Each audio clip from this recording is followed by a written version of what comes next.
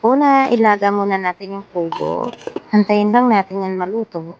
Sa isang bowl, pagsamasamahin lang natin yung mga gagamitin nating ingredients para sa coating ng ating pugo. Naglagay lang ako dyan ng all-purpose flour, sinison ko lang ng salt and pepper, cornstarch, at saka ng orange food color. I-mix lang natin lahat yan at sunod lagyan na natin siya ng tubig.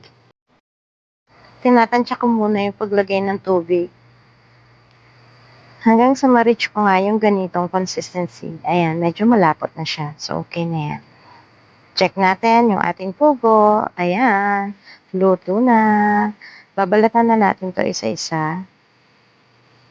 Sunod, i-coat na natin siya dito sa ginawa nating mixture. Ayan, balat na ang ating pugo. Lalagyan ko to ng harina. Sapat lang na makover yung pugo natin ng harina. Para sa ganon, pag dinip natin to dito sa ating mixture, ay kakapit yung ating coating.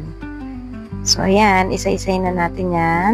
I-coat ng ating mixture and then, i-fry na natin. So, dapat mainit na yung inyong mantika. Mabilis na mabilis nga lang maluto ito. So, ayan, medyo crispy natin. Mas masarap pag crispy yung coating niya.